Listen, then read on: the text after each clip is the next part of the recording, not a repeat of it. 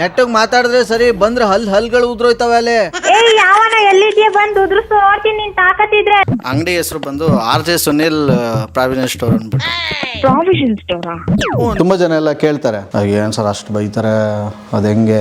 ಅವ್ರು ಬೈಸ್ಕೊಳ್ಳಲ್ದಿರ ನಮಗೂ ಬೈಸ್ತಾರೆ. ಇವಳು ಬರೀ ಒಂದು 10% ಕೇಳಿರೋದಕ್ಕೆ ಹಿಂಗಂತ ಹೇಳ್ತಾಳೆ. ಕೇಳ್ಬಿಟ್ರೆ ಮನೆಗೆ ಸೇರ್ಸಲ್ಲ ನನ್ನ. ನನ್ನ ಮದುವೆ ಆಗೋಸ್ಟ್ರಲ್ಲಿ ನಿಮ್ಗೆ ಅಕ್ಕ ನಿಮ್ಗೆ ತಂಗಿಯಾಗಿ ಬರ್ತೀನಿ ಅಕ್ಕ, ನನ್ನ ಅಡ್ಜಸ್ಟ್ ಮಾಡ್ಕೊಳ್ಳಿ, ನಾನು ನಿಮ್ಮ ಮನೆ ಕೆಲಸ ಎಲ್ಲ ಮಾಡ್ಕೊಂಡಿರ್ತೀನಿ ಎಲ್ಲ. ನಾನು ನನ್ನ ಮಗನೇ ನಿನ್ಯಾವನ್ನ ಕೇಳ್ಬಿಟ್ಟು ನಾನು ಮದುವೆ ಮಾಡ್ಬೇಕಾ? ನೀನು ಹುಡ್ಸಿದ ನೀವು, ನಾವು ಹುಡ್ಸಿರೋದು ನನ್ನ ಮಗಳು ಎಲ್ಲಿ ಬೇಕಾದ್ರೆ ಮಾಡ್ತೀನಿ. ಸ್ನೇಹಿತರೆ, ಪ್ರ್ಯಾಂಕ್ ಕಾಲ್ಸ್ ಮಾಡಿ ತುಂಬಾ ಫೇಮಸ್ ಆಗಿರುವಂಥ ನಮ್ಮ RJ ಸುನಿಲ್ ಅವ್ರನ್ನ ಮೀಟ್ ಮಾಡೋಣ. ಇಲ್ಲಿದ್ದಾರೆ ಮೈಸೂರಲ್ಲಿ, ನಾವು ಮೈಸೂರಲ್ಲಿ ಇದ್ದೀವಿ. ಬರೀ ಹೋಗೋಣಂತೆ. ಯಾಕ ಫೋನ್ ಎತ್ಬಿಟ್ಟು ಮಾತಾಡಿ, ಏನ್ ದುರಂಕರ ನಿನ್ಗೆ? ಇಲ್ಲ ಸರ್, ನಾನು ಸ್ನಾನ ಮಾಡ್ತಿದ್ದೆ ಸರ್. ಎಷ್ಟು ದಿವಸಕ್ಕೊಂದ್ಸಲಿ ಮಾಡ್ತೀಯಾ? ಏನ್ ಬರ್ತಾ ಇದ್ದಾರೆ ನಮ್ಮ ಸುನಿಲ್ ಅವರು ವಿತ್ ಛೋಟಾ ಸುನಿಲ್ ನೆತಾಕೊಂಡು. ಚೆನ್ನಾಗಿದ್ದೀರಾ? ಮಗನ ಎರಡನೇವನು. ಏನೇನು ಹೆಸರು? ಶೌರ್ಯ. ಓಕೆ. ಇನ್ನು ಇವ್ರು ಅಣ್ಣ ಒಬ್ಬಿದ್ದಾನೆ, ಅವನ ಹೆಸರು ನಿವೇದ್ ಶೌರ್ಯ. ಸೂಪರ್. ಸೊ ಸುನಿಲ್ ಅವ್ರಿಗೆ ಕಲಾ ಮಾಧ್ಯಮಕ್ಕೆ ಸ್ವಾಗತ. Thank you so much. ನಾನು ಅವ್ರ ಕಾಲ್ಸ್ ಎಲ್ಲ ಹೊಂಡ್ಕೊಂಬಿಟ್ಟ ಗಟ್ಟಿಗೆ ಲಾಕ್ ಮಾಡ್ಕೊಂಬಿಟ್ಟ, ನನ್ನೇ ಕೇಳ್ಕೊಳ್ಳಲ್ಲ ಅಂತ ಬಿಡ್ತೀರಾ ಅಂತ. ಫುಲ್ ಆ್ಯಕ್ಟಿವ್ ಇದೆ ನಾನು. ಆಂಟಿ ಇವರು ಕಲಾ ಮಾಧ್ಯಮ ಅಂತ ಯೂಟ್ಯೂಬ್ ಚಾನಲ್ ಇದೆಯಲ್ಲ, ಅವರು ಪರಮ್ ಅಂತ ನಮ್ಮ ಆತ್ಮೀಯರು, ನಮ್ಮ ಮನೆ ಓನರ್ ಇವರು. ನಮಸ್ತೆ. ಒಳ್ಳೆ ಕಲಾವಿದರು ಅವರು. ಇದು ಯಾವ ಹೆಸರು ಇದು? ಇದು ವಿಜಯನಗರ. ಹಾಂ ಸರ್. ಮೇಡಮ್ ನಮಸ್ತೆ. ನಮಸ್ತೆ. ಎಷ್ಟು ವರ್ಷ ಆಯ್ತು ಮನೆಗೆ ಬಂದು? ಇದು ಈಗ ಒಂದು 2 ತಿಂಗಳಾಯಿತು. ಹಾಂ. ನಾವು ಇದೇ ಏರಿಯಾದಲ್ಲಿ, ವಿಜಯನಗರನೇ. ನಾನು ಹುಟ್ಟು ಬೆಳೆದಿದ್ದೆಲ್ಲ ವಿದ್ಯಾರಣ್ಯಪುರಮ್ಮು. ಹಾಂ. ಇಲ್ಲಿಗೆ ಒಂದು 7-8 ವರ್ಷ ಆಯಿತು ಶಿಫ್ಟ್ ಆಗಿ. ಓಕೆ. ಮಕ್ಕಳ ಎಜುಕೇಷನ್ನು, ಹಾಂ, ಅದು ಇದಕ್ಕೆಲ್ಲ ಸ್ಕೂಲ್ಸ್ ಇರ್ತವೆ, ಸ್ಕೂಲು ಇದಕ್ಕೆಲ್ಲ. ಓಕೆ. ರಮ್ಯಾ ಅಂತ ಬಂದ್ಬಿಟ್ಟು. ಸೊ ನನ್ನ ಮೊದಲನೇ ಮಗ ನಿವೇದ್ ಅಂತ. ಹಾಯ್, ನಮಸ್ತೆ. ಏನೋ ನಿನ್ನ ಹೆಸರು ಹೇಳ್ಬಿಡ ಜೋರಾಗಿ. ಶೌರ್ಯ. ಎಷ್ಟು ವರ್ಷ ಆಯ್ತು ಮದುವೆಯಾಗಿ? ಸೊ ಮದುವೆಯಾಗಿ 11 ವರ್ಷ ಆಯಿತು. ಡಿಸೆಂಬರ್ ಬಂದರೆ 12 years. 12 ವರ್ಷ. ಹಾಂ. ಓ, ಡಿಸೆಂಬರ್ 5. ಹೌದಾ? ಓಕೆ. ಹಾಗೆ ಇನ್ನು ರೇಡಿಯೋದಲ್ಲಿದ್ದರೆ ಅವಾಗಿನ್ನು? ರೇಡಿಯೋದಲ್ಲಿದ್ದಾಗ. ಹೌದು. ಹಾಂ. ನಾನು RJ ಆಗಿ 17 ವರ್ಷ ಆಯಿತು. ಹಾಂ. RJ ಆಗಿ 17 ವರ್ಷ ಆಯಿತು. ಮದುವೆಯಾಗಿ ಈಗ 12 ವರ್ಷ. ಪಕ್ಕ ಅರೇಂಜ್ ಮ್ಯಾರೇಜ್ ಆಗಿ. ಓಕೆ. ಮೈಸೂರಿನವ್ರಿ ಮೇಡಮ್? ಇಲ್ಲ. ಓ, ಹಿಂಗೆ ಅಲ್ಲಿ ಕನೆಕ್ಷನ್ ಅಂದರೆ ನಮ್ಮ ಭಾವ, ನಮ್ಮ ಅಕ್ಕನ ಗಂಡ ಇದ್ದಾರಲ್ಲ, ಅವರೆಲ್ಲ ನೋಡಿ ಮಾಡಿದ್ದು. ಓಕೆ. ಮದುವೆ. ಸೊ ಅವ್ರಿಗೆ ರಿಲೇಷನ್ನು ಇವರು. ಸೊ ರೇಡಿಯೋ ಜಾಕಿ ಹೆಣ್ಣು ಕೊಡ್ತಾ ಇದ್ರು ಅವಾಗ? ಹ್ಞೂ, ಅವಾಗೆಲ್ಲ ಒಂಥರ ಟ್ರೆಂಡ್ ಅಲ್ಲ ಸ್ವಲ್ಪ. ಆದರೆ ಇವ್ರಿಗೆಲ್ಲ ಇದು ಇರಲಿಲ್ಲ. ಅಂದರೆ ರೇಡಿಯೋ ಜಾಕಿ ಅಂತಂದರೆ ಏನು, RJ ಅಂತ ನಮ್ಮ ಫ್ಯಾಮಿಲಿಲಿ ಯಾರಿಗೂ ಅಷ್ಟು ಇದಿರಲಿಲ್ಲ. ನಾನೇ ಮೊದಲನೇ ಪೀಸು ಈ ಥರ ಮೀಡಿಯಾಗೆ, ಈ ಥರ RJ ಆಗಿ ಈ ಥರ ಎಲ್ಲ ಬಂದಿದ್ದು. ನಮ್ಮ ತಾತ ಇದ್ರಲ್ಲ, ಇವರು ಇಲ್ಲಿದ್ದಾರೆ. ಇವರು ಅವ್ರ ತಾತನ? ಹಾಂ, ನಮ್ಮ ತಾತ ಅಂದರೆ ನಮ್ಮ ತಾಯಿಯವ್ರ ತಂದೆ. ಏನವ್ರ ಹೆಸರು? ರಂಗಪ್ಪ ಅಂತ, ರಂಗಶೆಟ್ಟಿ ಅಂತ. ಇವರು ಫಸ್ಟು ಏನಂತಂದರೆ ನಾನು RJ ಆದಾಗ ಹಿಂಗೆ ಹೇಳ್ದೆ, ನಾವೆಲ್ಲ ಅಪ್ಪ ಅಂತಿದ್ದು ತಾತನ, ನಮ್ಮ ತಾತನ್ನ. ಯಾಕಂದರೆ ನಮ್ಮ ಅಮ್ಮನೂ ಅವರೆಲ್ಲ ಅಪ್ಪ ಅಂದು ಚಿಕ್ಕ ವಯಸ್ಸಲ್ಲಿ ನಾವು ಹಂಗೆ ಹೇಳ್ಬಿಡ್ತಾ ಇದ್ವಿ. ಅಪ್ಪ ಈ ಥರ ನಾನು RJ ಆಗಿ ರೇಡಿಯೋದಲ್ಲಿ ಮಾತಾಡೋಕೆ ಹೋಗ್ತೀನಿ ಅಂತಂದರೆ ಅವ್ರ ಊರಲ್ಲಿ ನಂಜನಗೂಡು ಅವ್ರದ್ದು, ಅಲ್ಲಿ ಅವರೆಲ್ಲ ರೇಡಿಯೋದಲ್ಲಿ ಬಡ್ಕೊಳಕ್ಕೆ ಹೋಗ್ತೀನಿ ಅಂತ. ಅಂದರೆ ಅವ್ರಿಗೆ ಅಷ್ಟೊಂದು ಅದು ರೇಡಿಯೋ ಬಗ್ಗೆ ಇದ್ರ ಬಗ್ಗೆ ಎಲ್ಲ ತಿಳುವಳಿಕೆ ಇಲ್ಲ. ಅದು ಒಂದು ಕೆಲಸ ಅಂತ ಗೊತ್ತಿಲ್ಲ ಅವ್ರಿಗೆ. ಓಕೆ, ಆ ಥರ. ಸೊ ಅವರು ನಮ್ಮ ತಂದೆ ತಾಯಿಯವರು. ಹಾಂ. ನಾಗರಾಜ್ ಅವರು, ಮಂಜುಳ ಅವರು. ಹೌದು. ತುಂಬ ಅರ್ಲಿ ತೀರ್ಕೊಂಡಿದ್ದಾರೆ. ಹೌದು. ನಾಗರಾಜ್ ಅವರು. ನಾನು RJನೇ ಆಗಿರಲಿಲ್ಲ. ಓದ್ತಿರ್ಲಿಲ್ಲ, ಕೆಲಸ ಮಾಡ್ತಾಯಿದ್ದೆ. ಆವಾಗ ನಮ್ಮ ತಾಯಿ 2006ರಲ್ಲಿ ಎಕ್ಸ್ಪೈರ್ ಆಗಿದ್ದು. ನಮ್ಮ ತಂದೆ 2001ರಲ್ಲಿ. ಓಕೆ. ಸೊ ನಮ್ಮ ತಾತ ಈಗ ರೀಸೆಂಟಾಗಿ 1-2 ವರ್ಷ ಆಯ್ತು ಅವ್ರು ತೀರ್ಕೊಂಡು. ಹಾಂ. ತಾತನ ಮುಂಚೆನೇ ತೀರ್ಕೊಂಡಿದ್ರು. ಹೌದು. ನಮ್ಮ ತಂದೆ ತಾಯಿ ಇಬ್ಬರು ಚಿಕ್ಕ ವಯಸ್ಸಲ್ಲೇ, ಅವ್ರು ಚಿಕ್ಕ ವಯಸ್ಸಲ್ಲಿ ಅಂದರೆ ನಮ್ಮ ತಂದೆಗೆ ಒಂದು 45 ಆಗಿತ್ತೇನೋ ಅವ್ರು ತೀರ್ಕೊಂಡಾಗ, ಅಂದರೆ 24 ವರ್ಷ ಆಗಿತ್ತು. ನಮ್ಮ ತಾಯಿ ತೀರ್ಕೋಬೇಕಾದ್ರೆ ಅವ್ರಿಗೊಂದು 40 ಆಗಿತ್ತೇನೋ. ನ್ಯಾಚುರಲ್ ಡೆತ್ತೆ, ಆ ಥರ ಏನಿಲ್ಲ. ಅಂತಂದರೆ ನಮ್ಮ ತಂದೆ ಹೋದ ಇದರಲ್ಲೇ ಪಾಪ ಅವರು ಸ್ವಲ್ಪ. ಯಾವ ನೋಡಿ ತಂದೆ? ನಮ್ಮ ತಂದೆ ಬಂದು ಇಲ್ಲೇ ಚಿಕ್ಕಹಳ್ಳಿ ಅಂತ, ಮೈಸೂರಿಂದ ಹತ್ರನೇ, ಇಲ್ಲಿಂದ 10 ಕಿಲೋಮೀಟ್ರು. ನಮ್ಮ ತಾಯಿ ಬಂದು ನಂಜನಗೂಡವರು. ಹೌದು. ಫಸ್ಟ್ ಆಫ್ ಆಲ್ ನೀನು ಯಾರು? ಹಿಂಗೆ ನೀನು ಒಳ್ಳೆ ಬಿಂಕದ ಸಿಂಗಾರ ಈ ಥರ ಆಡ್ತಾ ಇದೆಯಲ್ಲ, ನಿಂಗೆ. ನಿಮ್ಮ ನಗುವೇ ನಮ್ಮ ಜೀವನ ಅಂತ ಹಾಕೊಂಡಿದ್ದಾರೆ. ಒಂದು ಯೂಟ್ಯೂಬ್ ಪೇಜ್ ಇದೆ, so R J Sunil pranks ಅಂತ ಮಿಲಿಯನ್ ಗಟ್ಟಲೆ ಸಬ್ಸ್ಕ್ರೈಬರ್ ಇದ್ದಾರೆ. ನಿಮ್ಮ ಮುಂದೆ ನಾವೇನಿಲ್ಲ ಬಿಡಿ. ತುಂಬ ಚೆನ್ನಾಗಿ ಅವರು ಕಲರ್ ಕಾಗೆ ಎಲ್ಲ ಆರಿಸ್ತಾ ಇರ್ತಾರೆ ಅವರು. ಸೊ ಇಲ್ಲಿ ನಿಮ್ಮ ಸ್ಟೈಲಲ್ಲಿ ಒಂದು ಡೈಲಾಗ್ ಹೇಳಿ. ಡೈಲಾಗ್ ಬನ್ನಿ. ನಮ್ದೆಲ್ಲ ಬರೀ ಬೈಗಳನ್ನೇ ಡೈಲಾಗ್ ನಮ್ಮದು. ಸೊ ನಾವು ನನ್ನ ಥೀಮ್ ಏನಂತಂದರೆ ಚಾರ್ಲಿ ಚಾಪ್ಲಿನ್ ಥೀಮ್ನ ನಾನು ಫಾಲೋ ಮಾಡೋದು. ನಮ್ಮ ನೋವು ಸಂಕಟ ಬೇಕಾಗಿಲ್ಲ ಪ್ರಪಂಚಕ್ಕೆ, ಅವ್ರವ್ರದ್ದೇ ಬೇಜಾನಿರುತ್ತೆ.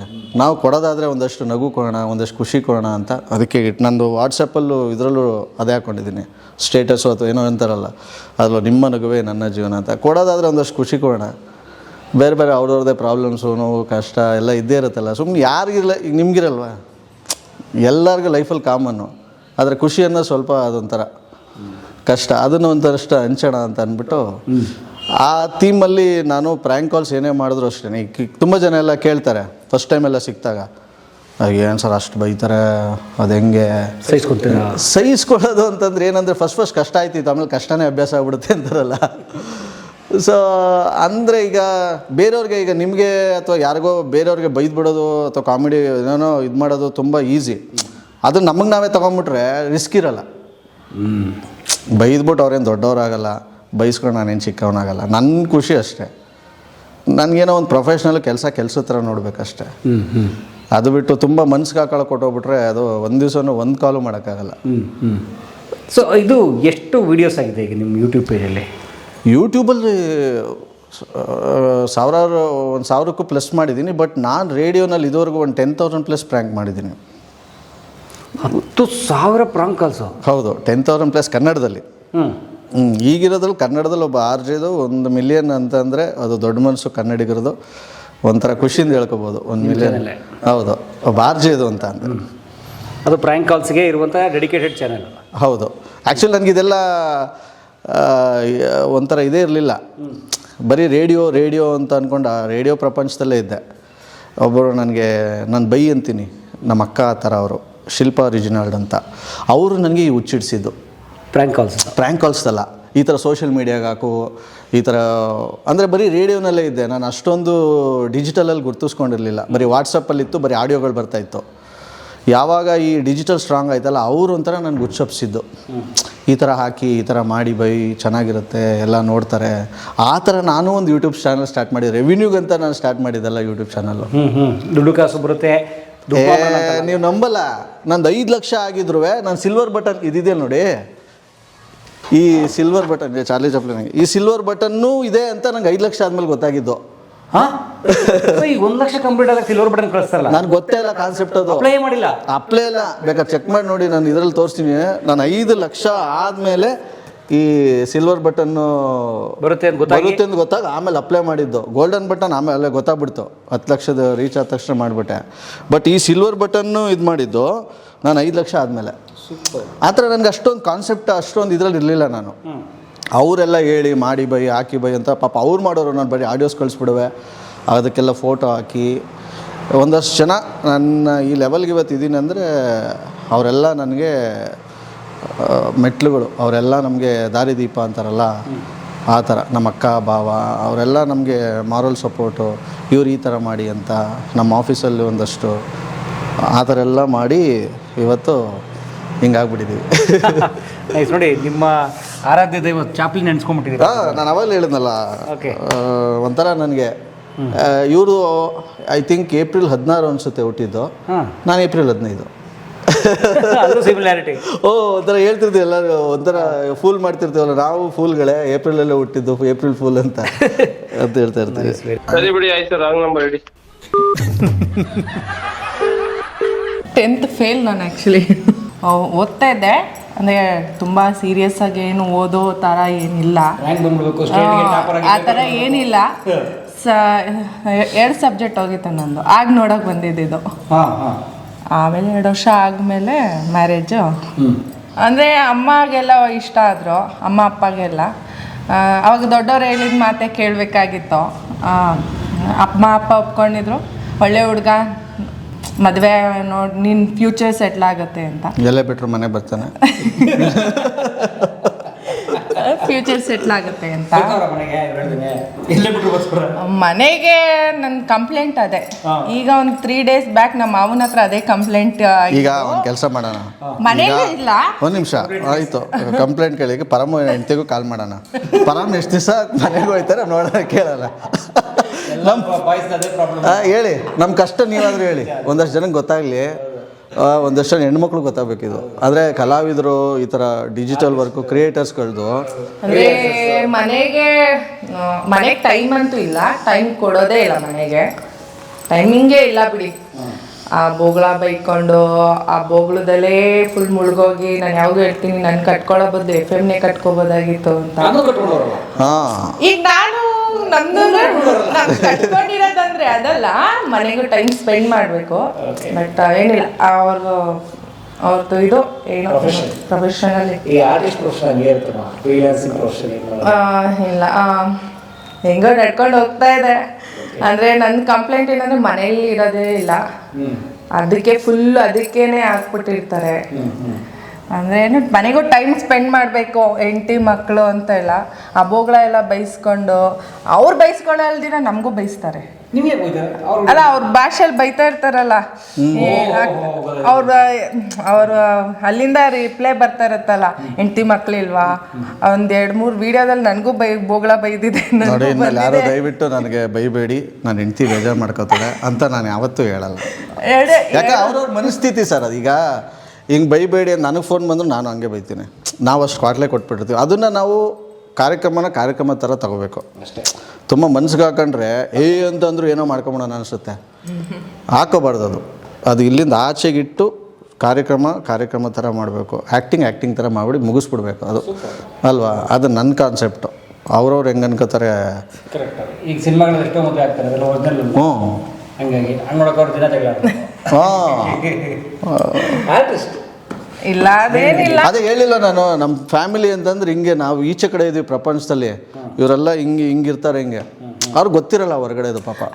ನಾವು ಹೇಳ್ಬೇಕು, ಅರ್ಥ ಮಾಡಿಸ್ಬೇಕು ಅಂತಂದ್ರೆ ಈಗ ನೆಕ್ಸ್ಟ್ ರೇಡಿಯೋ ಹೋಗಿ ಡಿಜಿಟಲ್ ಪೆನ್ ಡ್ರೈವ್ ಬಂತಲ್ಲ, ಹಂಗೆ ಇದೇ ಮುಗ್ದೋಗಿರುತ್ತೆ.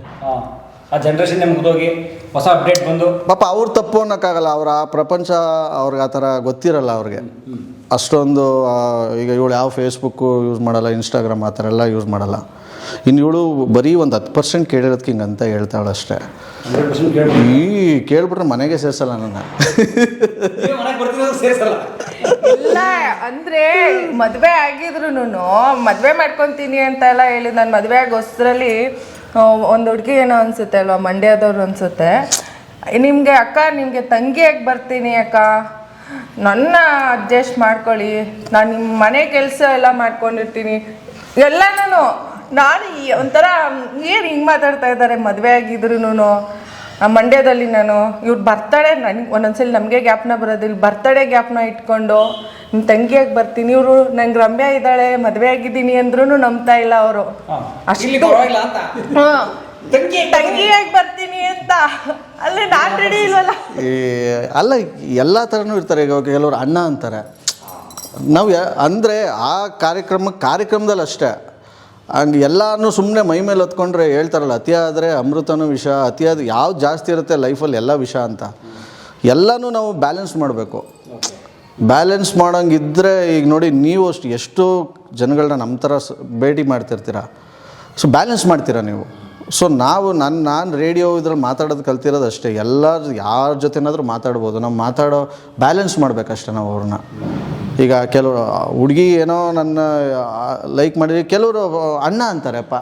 ನಾನು ಹೇಳಿಲ್ವಾ, ನನಗೆ ಅಕ್ಕ ಅಂತ ಹೇಳೋದಲ್ಲ, ಶಿಲ್ಪ ಅಂತ. ಅವರು ಎಲ್ಲನೂ ನಾವು ಬ್ಯಾಲೆನ್ಸ್ ಮಾಡಬೇಕು. ಹಂಗಂತಂದ್ಬಿಟ್ಟು ಈ ಕಾಲರ್ ಥರನೇ ಇಟ್ಕೋಬೇಕು ನಾವು, ಆರೋಗ್ಯಕರವಾಗಿರುತ್ತೆ. ಅದನ್ನು ಎಷ್ಟು ಮಾತಾಡ್ತೀವ, ಏನೋ ಮಾಡ್ತೀವ, ಪಾಪ ಅವ್ರಿಗೆ ಅದೇ ನಾನು ಹೇಳ್ತಾ ಇರೋದು. ಅವ್ರಿಗೆ ಅಷ್ಟೊಂದು ನಾಲೆಡ್ಜು. ನಾನು ಹೇಳೋದು, ನಮ್ದು ಒಂಥರ ಟ್ರೆಡಿಷ್ನಲ್ ಫ್ಯಾಮಿಲಿ. ನಾನು ಹಿಂಗೆ ಆಗಿರೋದು ಈಗ TV ನಲ್ಲಿ ನೋಡ್ತಾರೆ, ಅಥವಾ ಈ ಥರ ಯೂಟ್ಯೂಬಲ್ಲಿ ಬಂದಾಗ ಪಾಪ ಅವ್ರಿಗೂ ಗೊತ್ತಾಗಿರೋದು, ಸುನೀಲ್ ಅಂದರೆ ಈ ಥರ ಹಿಂಗೆ ಅಂತ. ಅದೆಲ್ಲ ಪಾಪ ಅವ್ರಿಗೆ ಗೊತ್ತಿರಲ್ಲ. ಅವ್ರಿಗೆ ನಾವು ತಿಳಿಸಿ ಹೇಳಬೇಕು, ನಮ್ಗೆ ಟೈಮ್ ಇರಬೇಕು, ಟೈಮ್ ಕೊಡಬೇಕು ಅಂತಂದ್ರೆ ಅದೇ ಪುನಃ ಅಲ್ಲಿಗೆ ಹೋಯ್ತದೆ, ಸರ್ಕಲ್ ಬರೆಸ್ಕೊಂಡು ಹೋಯ್ತು. ಎಕ್ಸಾಕ್ಟ್ಲಿ. ಹಾಗಾಗಿ ನಾವೆಲ್ಲರೂ ಅವ್ರಿಗೆ ಶುಭ ಕೋರೋಣ. ಡಿಸೆಂಬರ್ 5ನೇ ತಾರೀಕು ಅವ್ರ ವಿವಾಹ ವಾರ್ಷಿಕೋತ್ಸವ, 2 ಮುದ್ದಾದ ಮಕ್ಕಳಿದ್ದಾರೆ. ಸುನಿಲ್ ಅಣ್ಣನಿಗೆ, ಮೇಡಮ್ಗೆ, ಎಲ್ರಿಗೂ ವಿವಾಹ ವಾರ್ಷಿಕೋತ್ಸವದ ನಮಗೆ ಇವರ ಅಣ್ಣ, ನಾವ್ಯಾವಣ್ಣ. ನಿಮ್ಮ ಮದುವೆಗೆ ಎಷ್ಟು ವರ್ಷ ಆಯಿತು? 10 ವರ್ಷ ಆಯಿತು. ಹೌದಾ? ದಶಕದ ಸಂಭ್ರಮದಲ್ಲಿದ್ದೀರಿ. ನಿಮ್ದು ಮ್ಯಾರೇಜ್ ಡೇಟ್ ಹೇಳಿ. ಸೆಪ್ಟೆಂಬರ್. ನೋಡ್ದು ಹಿಂಗೆ ಆಪ್ ಇಡೋದು ಇಲ್ಲಿ. ಮರ್ತೋಗ್ತಾ ಇದ್ದೀನಿ, ಕೇಳ್ಬಿಟ್ಟು. ನನಗೆ ನಿಜವಾಗ್ಲು 15 ದಿವಸದಿಂದ ಸ್ವಲ್ಪ ಏನೋ ನಡೀತಾ ಇದೆ ಪ್ಲ್ಯಾನು, ಹಂಗಾಗಿ ನನಗೂ ಗೊತ್ತಿರೋದು ಡಿಸೆಂಬರ್ 5 ಅಂತ. ಇಲ್ಲ ಇಲ್ಲ ಇದು ಸುಳ್ಳು. 10ನೇ ವರ್ಷಕ್ಕೆ ನಾನು ಕರ್ಕೊಂಡು ಹೋಗ್ಬಿಟ್ಟು ಸೆಲೆಬ್ರೇಷನ್ ಮಾಡಿದೆ. 10ನೇ ವರ್ಷಕ್ಕೆ ನಿನ್ಗೆ ಒಂದು ಹೋಟ್ಲಿಗೆ ಕರ್ಕೊಂಡು ಹೋಗ್ತೀನಿ ಅಂತ ಹೇಳಿದ್ರು. 10ನೇ ವರ್ಷಕ್ಕೆ ಎಲ್ಲಿ ಕರ್ಕೊಂಡು ಹೋಗಿರ್ಬೋದು ಹೇಳಿ? ನಾನೇನೋ ಡ್ರೀಮ್ ಕೊಟ್ಟೋಗಿದ್ದೆ. ನಾನು ಒಂದು ಇದ್ರಲ್ಲೆಲ್ಲ ಬುಕ್ ಮಾಡಿ ಸೆಲೆಬ್ರೇಷನ್ ಮಾಡಿ ಎಲ್ಲ ಮಾಡಿ ಗಿಫ್ಟ್ ಎಲ್ಲ ಕೊಟ್ಬಿಟ್ಟು ಎಲ್ಲೋ ನಮ್ಮ ಮನೆಯವ್ರು ಎಲ್ಲೋ ಕರ್ಕೊಂಡು ಹೋಗ್ತಾರೆ, 10ನೇ ವರ್ಷದ್ದು ಏನೋ ಗಿಫ್ಟ್ ಎಲ್ಲ ಬರುತ್ತೆ ಅಂತ ನೋಡಿದ್ರೆ ಹೋಗಿ ಫುಟ್ಪಾತಲ್ಲಿ ಚಿತ್ರಾನ್ನ. ಇದಕ್ಕಿಂತ ಒಳ್ಳೆ ಗಿಫ್ಟ್ ಇಲ್ಲ ನಿನಗೆ. ಚಿತ್ರಾನ್ನ ನೀವೇನಾದರೂ ಚಿತ್ರಾನ್ನ ನೀವು ಡಿಗ್ರೇಡ್ ಮಾಡಿಬಿಟ್ರೆ ಅದೆಷ್ಟು ಜನ ಅದೇ ನಿಮ್ಮ ಚಿತ್ರಾನ್ನ ಇಷ್ಟ ನನಗೆ. ಹಾಂ, ನೋಡಿದ್ರಾ? ನಾನು ನಿಜವಾಗ್ಲೂ ಒಂದು ಪ್ಲೇಸ್ ಹೇಳ್ತೀನಿ ಮೈಸೂರಿನಲ್ಲಿ ಎಲ್ಲರಿಗೂ, ಆಯಿತಾ? ನಮ್ಮ ನಜರ್ಬಾದ್ ಹತ್ರ ಚಿತ್ರಾನ್ನದ ಹೋಟ್ಲಿದೆ. ನಿಜವಾಗ್ಲೂ ನೀವು ತಿಂದರೆ ನೀವು ಚಿತ್ರಾನ್ನ ಆಗ್ಬಿಡ್ತೀರ. ಅಂದರೆ ಆ ಥರ ಚಿತ್ರಾನ್ನ ಅಲ್ಲ, ನೀವು ರಿಪೀಟ್ ಬರ್ತೀರ ಅಲ್ಲಿಗೆ. ನನಗೆ ಯಾವುದೇ ದುಡ್ಡು ಕೊಟ್ಟಿಲ್ಲ, ನಾನು ಅಲ್ಲಿ ಹೋದ್ರೆ ಹೇಳೋದು ಇಲ್ಲ. ನಾನು ಎಲ್ಲೋ ಕಾರ್ ನಿಲ್ಲಿಸ್ಬಿಟ್ಟು ಹೋಗ್ಬಿಟ್ಟು ಯಾರನ್ನ ಕಳಿಸ್ಬಿಟ್ಟು ಇಸ್ಕೊಂಡು ಬಂದ್ಬಿಟ್ಟು ತಿನ್ಬಿಡ್ತೀನಿ. ಬಟ್ ನಾನು ಅಲ್ಲಿಗೆ ಹೋಗ್ತೀನಿ. ಅಷ್ಟೊಂದು ಫೇವ್ರೇಟ್. ನೀವು ಇವತ್ತು ಮೈಸೂರಲ್ಲಿದ್ದೀರಲ್ವಾ, ಬೇಕಾದ್ರೆ ಸಂಜೆ ಹೋಗಿ ರಾತ್ರಿ ಚಿತ್ರಾನ್ನಕ್ಕೆ ಸರ್ಕಲ್ಲು, ಅದೇನೋ ಸರ್ಕಲ್ ಗೊತ್ತಿಲ್ಲ. ಸಂದೇಶ್ ಹೋಟ್ಲಿಂದ ಮುಂದೆ ಒಂದು ಸರ್ಕಲ್ ಸಿಗುತ್ತೆ. ಸರ್ಕಲಲ್ಲೇ ಎಕ್ಸಿಲೆಂಟು. ನೀವು ಹೋಗ್ಬಿಟ್ಟು ನೆಕ್ಸ್ಟ್ ನಂಗೆ ಫೋನ್ ಮಾಡಿಬಿಟ್ಟು ಹೇಳಿ ಚೆನ್ನಾಗಿಲ್ಲ ಅಂತಂದರೆ. ಅದು ಬಾಯ್ಸ್ಗೆ ಏನು ಗೊತ್ತಾ, ಫುಟ್ಪಾತ್ ತುಂಬ ರುಚಿ ಇರುತ್ತೆ. ಫುಟ್ಪಾತ್ ಒಳ್ಳೇದೇ ಇಲ್ಲ ಅಂತ ಹೇಳ್ತಿಲ್ಲ, ಬಟ್ ನಮ್ಮ ಮೆಮೊರಿ ಎಲ್ಲೋ ಹೋಗಿರುತ್ತಲ್ಲ. 10ನೇ ವರ್ಷಕ್ಕೆ ಏನೇನೋ ಬರುತ್ತೆ. ನಾನು ಎಲ್ಲೋ ಕರ್ಕೊಂಡು ಕೊಡಿಸ್ಬಿಟ್ಟಿದ್ರೆ ಇವತ್ತು ನಾನು ಕೊಡಿಸಿದ್ದೆ ಅಂತ 10ನೇ ವರ್ಷ ಜ್ಞಾಪಿಸ್ಕೊತಾ ಇದ್ರೆ ನೋಡಿದ್ರಾ? ಮನೆಗೆ ಬಂದಿರಿ ಹೇಳ್ತಾ ಇದ್ರಾ? ದೊಡ್ಡ ಸೆಲೆಬ್ರೇಷನ್ ಯಾವುದೂ ನೆನೆಸ್ಕೊಳ್ಳಲ್ಲ, ಇದು ಚಿತ್ರಾನ್ನ ಆಗಿರೋದನ್ನೇ ನೆನೆಸ್ಕೊಳ್ಳೋದು. ಲೈಫೇ ಒಂಥರ ಚಿತ್ರಾನ್ನ ಇದ್ದಾಗ. ಮಜಾ ಲೈಫ್. ಬಾಪ ನೀವೇದ್ ಬಾಯ್ಲಿ ಇನ್ನೊಂದು ಹೇಳ್ತೀವಿ ಮಗನೇ. ಈಗ ನಾವೇನೋ ಮಾತಾಡ್ತಿದ್ದೀವಿ ಮ್ಯಾಟ್ರ್ ಬದ. ನಿಂಗೆ ಏನು ಇಷ್ಟನಪ್ಪ ತಿಂಡಿ? ಹಾಂ, ಚಿತ್ರಾನ್ನ ಕೇಳಿದ್ರಾ? ನನ್ನ ಫ್ಯಾಮಿಲಿ ಫುಲ್ ಚಿತ್ರಾನ್ನ. ಇಲ್ಲ, ಆ್ಯಕ್ಚುಲಿ ಅವ್ನು ಚಿತ್ರಾನ್ನ ಅಲ್ಲ, ನಾನ್ ವೆಜ್ ಪ್ರಿಯ ಅವನು. ಈಗ ಅಪ್ಪ ಚಿತ್ರಾನ್ನ ಅಂತಿದ್ರಲ್ಲ ಅನ್ನೋಕ್ಕೋಸ್ಕರ ಚಿತ್ರಾನ್ನ ಬರ್ತಾ ಇದೆ. ವಾರದಲ್ಲಿ 3 ದಿವಸ ಅವ್ನು ಸ್ಕೂಲಿಗೆ ಚಿತ್ರಾನ್ನನೇ ತಗೊಂಡು, ಅದಕ್ಕೆ ಅದು ಗೊತ್ತಾಗಿ ಅವ್ನು ಕೇಳಿದ್ದು. ಶೌರ್ಯನ ಕೇಳಿದ್ನ ನಾನು. ಶೌರ್ಯ ಗೊತ್ತಿಲ್ಲಲ್ಲ. ರಾಮಸ್ವಾಮಿ ಸರ್ಕಾರ ನೋಡ್ಕತ್ತೀನಿ. ಏನ್ ನೋಡ್ಕೊಳ್ಳೋದು ನಿನ್ನ ನೀನು ನಿಮ್ಮ ಮಕ್ಕ ಇನ್ನೊಂದ್ಸಲ ಎಲ್ಲರೂ ಕಲಾ ಮಾಧ್ಯಮ ನೋಡಿ, ಸಬ್ಸ್ಕ್ರೈಬ್ ಮಾಡಿ, ಗಂಟೆ ಹೊಡಿ. ಅಷ್ಟೇ. ವಿಡಿಯೋ ನೋಡಿದ್ದಕ್ಕೆ ನಿಮಗೆ ತುಂಬ ಧನ್ಯವಾದಗಳು. ಪುಸ್ತಕಗಳನ್ನ ಓದು ಮನಸ್ಸನ್ನು ಅರಳಿಸುತ್ತೆ, ಬುದ್ಧಿಯನ್ನು ಚುರುಕು ಮಾಡುತ್ತೆ, ಕಾಣದ ಹೊಸ ಲೋಕವನ್ನು ಪರಿಚಯಿಸುತ್ತೆ. ಹಾಗಾಗಿ ಓದುವ ಸಂಸ್ಕೃತಿ ಹೆಚ್ಚಾಗ್ಲಿ. ಧನ್ಯವಾದ.